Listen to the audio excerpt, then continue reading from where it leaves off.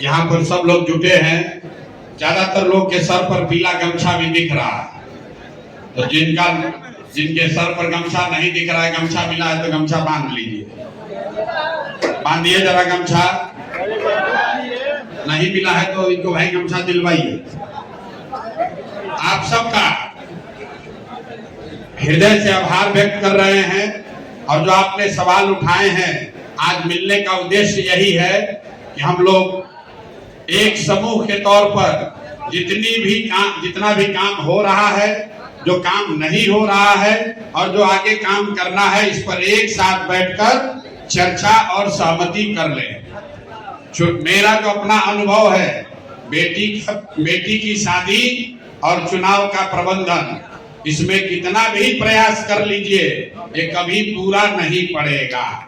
लेकिन आप जरा समझिए, जितने लोग आए हैं, अभी आपने कहा भैया ये नहीं है, भैया पर्ची नहीं बटा, भैया क्लैरिटी नहीं है।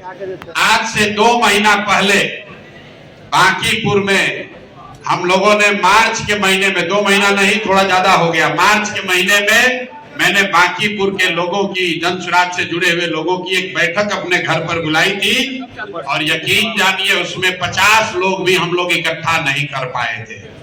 50 लोग भी नहीं थे। लेकिन ये आपकी ताकत, आपका परिश्रम और हमारे सभी जन स्वराज से जुड़े हुए साथियों का प्रयास है कि आज भाजपा जो अपना बांकीपुर को अपना किला कहता है, थर थर थर थर कांप रहा है। अरे हम खाली नहीं कह रहे हैं, आप देख रहे हैं, पहली बार ऐसा हुआ है। आप में से बहुत सारे साथी भाजपा से जुड़े रहे हैं, बहुत सारे साथी राजद के, कांग्रेस के, दूसरे दलों से जुड़े रहे हैं। आपने कभी नहीं देखा होगा कि भाजपा का बड़ा से बड़ा नेता वो आकर गली मोहल्ले, घर, वार्ड में रोज घूम रहा है। अभी 3 दिन पहले हम सब्जी बाग में, बगीचा के एरिया में गए थे बैठक में, तो एक सज्जन जो वहां पर हैं, वो आकर उन्होंने मुझे कहा कि भैया आपका धन्यवाद करने आए हैं। मैंने पूछा क्यों? बोला भाई हम 10 साल भाजपा में काम किए थे, लेकिन हम भाजपा से नाराज थे, घर में बैठ गए थे। आज सुबह सुबह हमारे अपने समाज के, भूमियार जाति के थे, तो उन्होंने कहा कि हमने देखा कि हमारे समाज के एक मंत्री महोदय वार्ड में पैदल चल रहे हैं, पसीना से तरबतर हैं, तो देख के बड़ा सुकून हुआ, मजा आया कि पहली बार इस वार्ड और घर में भी घूम रहा है। एक यादव समाज के लीडर हैं, उन्होंने फोन किया कि भैया हम पर बहुत दबाव है, आप लोगों को भी ये दबाव आ रहा होगा। उन्होंने कहा कि नित्यानंद जी 2 दिन से घर पर आ रहे हैं, क्या करें? तो हमको लगा कि कुछ हमसे बार्गेन करना चाहते हैं, हमसे कुछ मांगना चाहते हैं। हमने पूछा क्या दिक्कत है? बोले भैया हमको रहना करना जन स्वराज में ही है, लेकिन कोई उपाय लगाइए, 2 दिन से नित्यानंद रोज आकर बैठ जा रहे हैं। तो हमने उनको कहा कि भैया मजा लीजिए, कल तक वार्ड का नेता भी आपको नहीं पूछ रहा था, अब केंद्रीय मंत्री आकर आपके घर बैठ रहा है। ये आपकी ताकत है, ये जन स्वराज की और आपकी ताकत है, और इसका परिणाम आपको 3 तारीख तक 3 को दिखेगा। लेकिन 3 को तब दिखेगा जब ये सारे लोग जो हम लोग इकट्ठा हुए हैं, अलग अलग विचारधारा के, अलग अलग दलों से लोग आए हैं, अलग अलग पृष्ठभूमि से आए हैं, तो इसका समागम होने में थोड़ा कंफ्यूजन हो सकता है, क्लैरिटी नहीं हो सकती है। तो सबसे पहले जो हमारे सज्जन वार्ड नंबर 29 से भाई साहब ने जो पहला सवाल उठाया कि बड़ा कंफ्यूजन है कि हम लोग तो पहले बूथ का अध्यक्ष 2-2 को बना दिए, उसके बाद ये बूथ कमेटी बन गया, ये अब अड्डा कहां से आ गया। मैं चाहता हूं कि अगले 10 मिनट में हम लोग पहले पूरी संरचना को समझ लें, और ये समझ लें कि अगले 7 दिन में कौन क्या काम कर रहा होगा, और उसको काम करने के लिए क्या कुछ सुविधा दल की ओर से मिलेगी। तो थोड़ा इत्मीनान कर लेना है, 7 दिन बहुत होता है। इतनी बड़ी संख्या में जो लोग हैं, इनके लिए 7 दिन ज्यादा नहीं है, ये कम नहीं है। तो सबसे पहले जो सीनियर साथी लोग हैं, जो राजनीति पहले से कर रहे हैं, वार्ड में राजनीतिक प्रभाव रखते हैं, ऐसे हर वार्ड में 15-20 लोग जन स्वराज के साथ आज जुड़े हुए हैं। बहुत सारे लोग वार्ड कमेटी के मेंबर बन गए हैं, लेकिन बहुत सारे लोग आप जैसे जिन्होंने ये कहा ना भैया हम राजद में हैं, लेकिन 30 तारीख तक जनसुराज के साथ है, जनसुराज के साथ नहीं है तो प्रशांत किशोर के साथ है, और अगर दोनों के साथ नहीं है तो इस बिहार के इस सोच के साथ है कि सम्राट चौधरी को इस बार पटक देना है। ठीक है ना भाई? तो पहली संरचना ये है कि वार्ड के स्तर पर जनसुराज की एक वार्ड कमेटी है, उसमें 20 से 50 लोग बनाए गए हैं। तो आप में से कुछ साथी वार्ड कमेटी के मेंबर हो सकते हैं। दूसरा वर्ग उन साथियों का है जो जिनका राजनीतिक कद तो बड़ा है, लेकिन वो किसी दूसरे दल से आते हैं, वो औपचारिक तौर पर जनसुराज परिवार के हिस्सा नहीं हैं, लेकिन जनसुराज के इस प्रयास में प्रशांत किशोर से और जनसुराज से जुड़े हुए हैं। तो उनको कोई पद नहीं दिया जाएगा क्योंकि वो चाहते भी नहीं हैं, लेकिन इस पूरे प्रयास में उनको जोड़ा जाएगा। कैसे होगा मैं पहले वो बताऊंगा आपको। तीसरा, जो हर बूथ पर 2 पोलिंग एजेंट हम लोग को बनाना है, जिसको बूथ अध्यक्ष भी पहले लोग कह रहे थे। बेसिकली 2 आदमी हर बूथ पर, यहाँ बैठा हुआ हर आदमी जानता है, बड़ा समाज का एक वर्ग समझता है कि ईवीएम में खेला होता है, इसलिए हर बूथ पर हम लोगों ने तय किया कि एक नहीं 2 पोलिंग एजेंट बनाया जाए, और वो पोलिंग एजेंट एक दिन के लिए न रहे, 2 दिन के लिए रहे। तो 29 और 30 के लिए सभी बूथ पर आपकी मदद से 2-2 पोलिंग एजेंट बनाए जाएंगे। इसके बाद जो चौथा और जो सबसे ताकतवर हम लोग की सेना है, जो भाजपा को इस बार पटकने के लिए हथियार इस्तेमाल किया जा रहा है, वो ये अड्डा है। अड्डा वो हर बूथ पर 20 युवाओं का एक समूह बनाया गया है, उसमें से सिर्फ 2-2 लोगों को आज बुलाया गया है। उसमें बूथ कमेटी के संयोजक और संरक्षक हैं। आप में से वही सारे लोग आए हैं। आप बूथ के अध्यक्ष नहीं हैं, आप पोलिंग एजेंट नहीं हैं, लेकिन बूथ के एरिया में 250 लोगों 250 जो परिवार रहता है, आपने बूथ में अड्डा में 15 से 20 साथियों को जोड़ा है। ये 15-20 लोग और आपके साथ 10 महिला साथी भी जुड़ेंगी। लक्ष्य यह है कि 30 के बजाय अगर 25 सक्रिय लोग भी लग जाए तो हर आदमी 10 घर का जिम्मा लेगा, और एक बूथ 4 बूथ पर ये व्यवस्था को चलाने के लिए जनसुराज की ओर से एक प्रभारी नियुक्त किए गए हैं। यहाँ पर बहुत सारे वो प्रभारी भी बैठे हुए हैं। कुल पूरे बांकीपुर को करीब करीब 110 वर्गों में बांटा गया है। हर वर्ग में मोटे तौर पर 4 बूथ है, और हर बूथ पर 25 लोग। उस 25 के 2 साथी यहाँ आए हैं। इनका पोलिंग एजेंट से मतलब नहीं है। ये लोग वार्ड कमेटी के मेंबर हो भी सकते हैं, नहीं भी हो सकते हैं, लेकिन ये सारे युवा साथी इस संकल्प के साथ आए हैं कि बिहार में बदलाव की शुरुआत बांकीपुर के चुनाव से 30 तारीख को करनी है। तो संरचना बिल्कुल क्लियर कर लीजिए, फिर से याद कर लीजिए। सबसे ज्यादा वार्ड में वार्ड कमेटी जो है वो 21 से 51 लोगों की कमेटी औपचारिक तौर पर बनी हुई है। इसके अलावा हर वार्ड में करीब करीब 10 से 15 ऐसे साथी जो दूसरे दलों में हैं, लेकिन हम लोग की मदद कर रहे हैं। इन दोनों से अभी से आगे डील करने के लिए वार्ड में प्रभारी बनाए गए हैं। जो लोग कार्यालय पर बैठते हैं, आज भी उनकी बैठक की गई है। हर वार्ड में 2 जनसुराज के वरीय नेता, सीधे तौर पर उनका काम है कि जो लोग वार्ड कमेटी के मेंबर हैं या दूसरे दल से जुड़कर मदद कर रहे हैं, आपके साथ कोऑर्डिनेशन का काम वार्ड के प्रभारी करेंगे। और आप जिस वार्ड में रहते हैं, मोटे तौर पर अगर आपको जानकारी नहीं है तो हम लोग की कोशिश होगी कि अगले 2 दिन में ये सूचना आपको दे दी जाए। इसके नीचे बूथ के स्तर पर हर 4 बूथ पर एक प्रभारी बनाया गया है, जो जनसुराज का कोई सीनियर लीडर है, बाहर से आया है, और वो अकेला आदमी कुछ नहीं कर सकता है। लेकिन हर बूथ पर जो आप 25 लोग हैं, अभी अड्डा के साथी आए हैं, जिनको बूथ कमेटी हम लोग कहते हैं। बूथ कमेटी का ही नाम जनसुराज अड्डा है। अड्डा इसलिए कि उसको एक जगह दिया गया है बैठने का। वहां पर अभी जब बैठक हुई, जो जांच हुआ, औसतन 12 से 15 साथी वहां जुड़े हुए हैं। कल इसी हॉल में महिला साथियों की बैठक हुई तो कुल 4000 महिलाएं, मतलब हर बूथ पर 10 महिला साथी और हर बूथ पर औसतन 12 से 15 युवा साथी जुड़े हुए हैं। हम ये नहीं कह रहे कि सब सक्रिय है, लेकिन ये लोग जुड़े हुए हैं।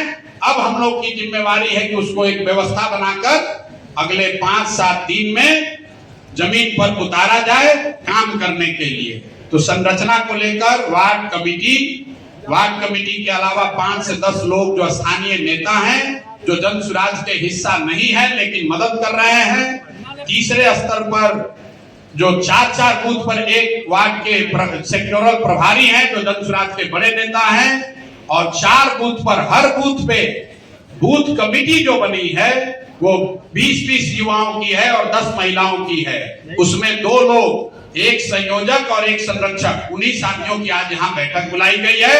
अब जो 15-20 लोग आपके बूथ में हैं, उनको सक्रिय करने के लिए जो व्यवस्था बनानी है वो आपके नेतृत्व में की जाएगी। अब उस बूथ पर आप ही प्रशांत किशोर हैं, आप ही जन सुराज है, वहां 20 साथियों को आप ही सक्रिय करेंगे।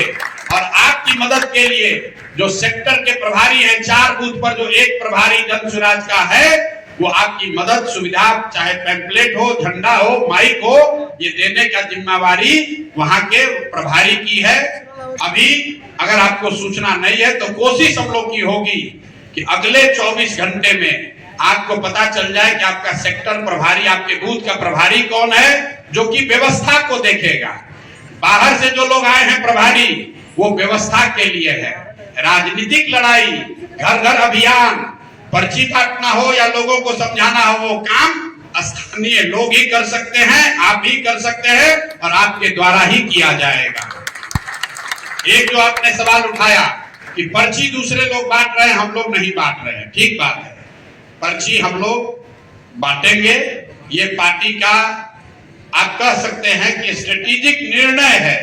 हम लोगों ने बहुत गहन चिंतन मनन करने के बाद ये तय किया है कि पहले भाजपा को पर्ची बांट लेने दीजिए। क्यों? क्योंकि हम लोग का सिंबल नया है। जब भाजपा पर्ची बांट रही है तो हम लोग भी पर्ची बांटने जाएंगे, उसमें घोलमेल हो जाएगा। पहले इनको 3 दिन में पूरा पर्ची बांट लेने दीजिए। हम लोग पर्ची बांटना 24 तारीख से शुरू करेंगे, पूरी उसकी तैयारी है।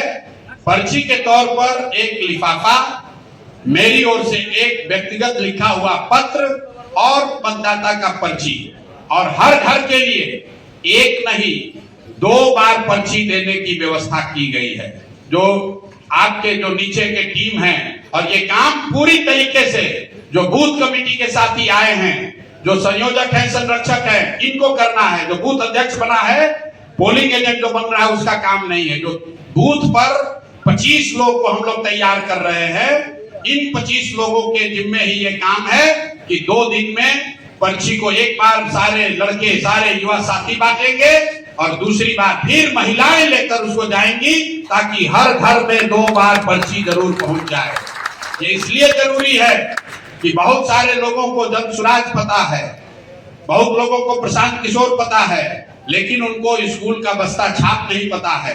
तो आपसे भी मैं अनुरोध करूंगा कि स्कूल के बस्ता छाप के साथ साथ क्रमांक संख्या 9 जो है, ये घर घर दिमाग में बैठाना है। स्कूल का बस्ता शायद कई लोगों को याद नहीं होगा, लेकिन जो बिल्कुल ग्रामीण क्षेत्र है या ऐसे लोग हैं जो राजनीतिक तौर पर जागरूक सक्रिय नहीं है, उनको क्रमांक संख्या 9 हम लोग को याद कराना है। तो ये 24 तारीख से शुरू होगा। 5 दिन का कार्यक्रम बूथ में हम लोग करेंगे, बूथ क्षेत्र में 5 दिन का कार्यक्रम बूथ क्षेत्र में करेंगे। एक दिन जन सुराज जन संपर्क यात्रा, जो 25 साथी हैं बूथ पर, वो लोग अपने वार्ड के, अपने बूथ के एरिया में पैदल मार्च करेंगे और मार्च करते हुए 100 घरों में एक पैम्पलेट जाकर डालेंगे कि क्यों जन सुराज को जीतना है, क्यों जन सुराज को वोट देना है। ये काम 24 या 25 को आपके एरिया में, आपके वार्ड में किया जाएगा। फिर उसके बाद 2 दिन सिर्फ और सिर्फ पर्ची बांटने का काम किया जाएगा। 2 दिन में हर बूथ कमेटी को, अड्डा और बूथ कमेटी एक ही चीज है। बूथ कमेटी के 20 साथी 2 दिन के अंदर पर्ची अपने बूथ एरिया में पर्ची को बांट देंगे। पर्ची के साथ साथ मेरा एक पत्र भी होगा जो उनको दे देंगे, वो एक ही लिफाफे में होगा। 2 दिन का हो गया। तीसरे दिन 3 दिन हो गया, 2 दिन पर्ची और 1 दिन जन सुराज जन संपर्क संवाद, 3 दिन का काम हो गया। चौथा दिन हम लोग बूथ एरिया में, जैसे यहाँ बैठक हम लोग पूरे बांकीपुर का कर रहे हैं, हर वार्ड में 2 या 3 वार्ड का क्लस्टर बनाकर वहां पर पूरी बूथ कमेटी की, टोटल 8000 लोग हैं, तो हर बूथ कमेटी की पूरी बैठक वहां, जैसे आप पगड़ी बांध कर निकले हैं वैसे पगड़ी बांधकर सारे बूथ कमेटी के लोग निकलेंगे और एक जगह इकट्ठा होंगे लोकल स्तर पे, जहां मैं भी आऊंगा और वहीं पर हम लोग एक संवाद करके उनसे भी एक बार मिलने का अवसर मिलेगा।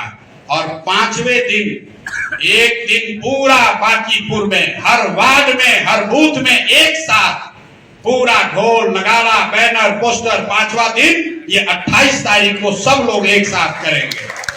एक 5 दिन का कार्यक्रम है। 24, 25, 26 2 दिन पर्ची बांटने के लिए, 27 तारीख को आपके एरिया में आपके साथ हम लोग की बैठक के लिए, और 28 तारीख को माहौल के लिए बैनर पोस्टर झंडा मोटरसाइकिल जो भी लगाना है सब 28 तारीख को एक बार झोंका जाएगा कैंपेन बंद होने से पहले। तो कुल 5 दिन की व्यवस्था है। अब 5 दिन में अभी हम लोग, आज तारीख है 21 तारीख है, कल है 22, तो कल आपसे, अभी इन्होंने ट्रेनिंग में बताया भी होगा, आपसे एक ही अपेक्षा है, आज जाइए और आज अपने बूथ के प्रभारी से परिचय कर लीजिए, और जो सेक्टर प्रभारी यहाँ जन स्वराज के आए हैं, आपसे भी मेरा आग्रह होगा कि आज शाम या कल सुबह आप लोग अपने बूथ के एरिया में जो संयोजक और संरक्षक है उनकी बैठक कर लीजिए। उस बैठक के बाद आज आपको एक झोला में 25 घर की जिम्मेवारी दी गई है। कल दिन भर में हर व्यक्ति को 25 घर में जाना है और वहां पर जन स्वराज का स्टिकर लगाकर आना है। अगर हम लोग कल 25 भी कर लेंगे तो यहाँ आए हुए 1000 लोग हैं, टोटल 1000 लोग, अगर कल 25 घर हम लोग करेंगे तो 25000 घर, मतलब आधा बांकीपुर कल एक दिन में हम लोग को ठोक देना है। और कल जो आप 25 घर जाएंगे, सबको आज इन्होंने सिखाया होगा, घर पर बैठिएगा तो वहां से फेसबुक पर उसको डालना है कि आप घर पर गए हैं।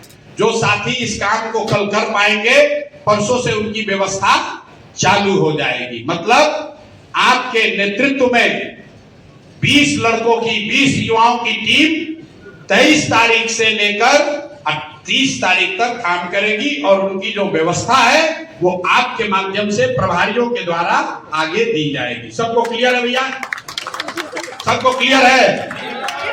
आज आप यहां से जा रहे हैं, आज आपने पूरी संरचना समझ ली। संरचना समझने के बाद आज रात तक आपको अपने बूथ प्रभारी से संपर्क स्थापित करना है, या बूथ प्रभारियों को अपने बूथ के संयोजक और संरक्षक दो जो साथी हैं उनसे बात कर लेनी है। कल हम लोग दिन में 22 तारीख को एक दिन में 25000 घर पहुंचने का लक्ष्य है। एक साथी को कल 25 घर मेहनत करना है। 25 घर करने के लिए करीब 4 घंटे लगेंगे। तो अगर आप कल जीवन का 4 घंटा जन स्वराज के लिए निकाल लीजिए तो कल हम लोग आधा बांकीपुर पूरा कर लेंगे। आप सारे राजनीतिक लोग हैं, रोज भाषण सुन रहे हैं। हम लोग 3 कारण बता रहे हैं कि क्यों इस बार जन स्वराज को जिताना है और जन स्वराज को जिताने के साथ साथ भाजपा को क्यों हराना है। तीनों कारण याद है। पहला कारण है कि इस बार अगर बांकीपुर में भाजपा हारी तो सम्राट चौधरी की जगह कोई बेहतर आदमी बिहार का मुख्यमंत्री बन जाएगा। इसलिए हम लोग को भाजपा को, जोर से बोलिए, सम्राट चौधरी को हटाकर किसी अच्छे आदमी को, चरित्रवान काबिल आदमी को मुख्यमंत्री बनाना है तो भाजपा को 30 तारीख को हराना है। दूसरा, भाजपा का राजनीतिक अहंकार तोड़ना है। कहता है कि कुत्ता बिल्ली को खड़ा करेंगे तो भी वोट मिलेगा। इस अहंकार को तोड़ना है तो 30 तारीख को भाजपा को हराना है। और तीसरा, रविशंकर प्रसाद जैसे 30 से ज्यादा सांसद, 202 से ज्यादा विधायक जो काम नहीं कर रहे हैं, निश्चिंत होकर बैठे हैं कि मोदी हिंदुत्व जाति और लालू जी के डर से वोट हम ही को मिलेगा, उन सबको जवाबदेह बनाना है, उनके मन में हारने का डर पैदा करना है। तो 30 तारीख को भाजपा को, ये 3 कारण हम लोग रोज बोल रहे हैं, आपको भी नीचे बोलना है। लेकिन कल भाजपा ने एक और नया कारण दे दिया है भाई। कल युवाओं को जिस तरीके से पेपर लीक के मामले में दिल्ली में मारा गया है, ये आप संकल्प लीजिए, उसका हिसाब आप अपने बूथ पर, अपने मोहल्ले में, अपने वार्ड में दीजिए, तभी इनका दिमाग ठिकाने आएगा। कल आपने वीडियो आपने सबने देखा होगा, सामान्य परिवार के बच्चों को जिस तरीके से मारा गया है, ये बिहार के लड़कों से, बिहार के युवाओं से ज्यादा कौन जानता है।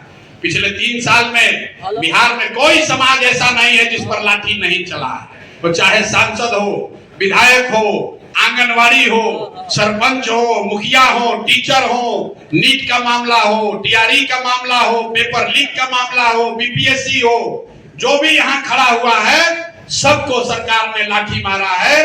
कल जंतर मंतर पर जो लाठी चली है, उसका हिसाब 30 तारीख को लिया जाना है।